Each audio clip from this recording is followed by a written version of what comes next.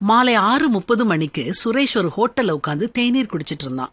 ஒருத்தர் தன்னுடைய 9 வயது மகளோட வந்து முன்மேஜையில உட்கார்ந்தாரு. அவருடைய சட்டை சேரும் சகதியுமா இருந்துச்சு. சாலையில வேலை செய்யும் தொழிலாளி மாதிரி இருந்தாரு. சிறுமியோட கவுன் சுத்தமா இருந்துச்சு. அவ ரொம்ப சந்தோஷமா இருந்தா. பணியாளர்கிட்ட அவர் தன்னுடைய மகளுக்கு ஒரு மசாலா தோசை ஆர்டர் பண்ணினாரு. கொஞ்ச நேரத்துல சட்னி சாம்பாரோட சூடான மசாலா தோசை வந்துச்சு. அவர் சிறுமி தோசை சாப்பிடுறத ஆர்வத்தோட பாத்துக்கிட்டே குளிர்ந்த நீரை குடிச்சாரு.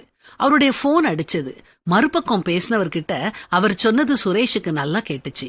இன்று அவருடைய மகளுடைய பிறந்த நாள்னும் அவளோட ஹோட்டல்ல இருக்கிறதாயும் சொன்னாரு. பள்ளியில முதல் இடத்துக்கு வந்தா பிறந்த நாளைக்கு ஹோட்டல்ல மசாலா தோசை வாங்கி தர்றதா சொன்னதாவும் சொன்னாரு.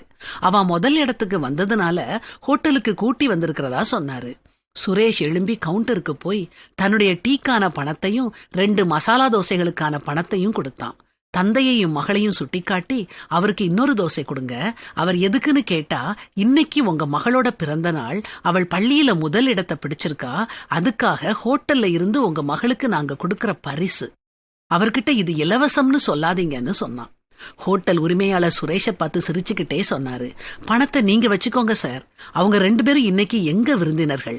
அவங்கள பத்தி எங்ககிட்ட சொன்னதுக்கு நன்றின்னு சொன்னாரு. பணியாளர் இன்னொரு தோசையை மேஜையில வச்சாரு. தந்தை பதறி, நான் ஒரு தோசை தான் சொன்னேன்னு சொன்னாரு. உடனே ஹோட்டல் உரிமையாளர் அவர்கிட்ட போய், உங்க மகா பள்ளியில முதல்ல வந்ததுக்கு எங்கள் பரிசு அப்படின்னு சொல்லிக்கிட்டே அவர்கிட்ட 3 மசாலா தோசையும் ஒரு பெரிய கேக்கும் பார்சல் கட்டி கொடுத்தாரு.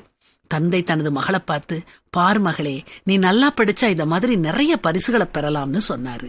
இத பார்த்த சுரேஷின் கண்கள்ல மகிழ்ச்சி கண்ணீர்.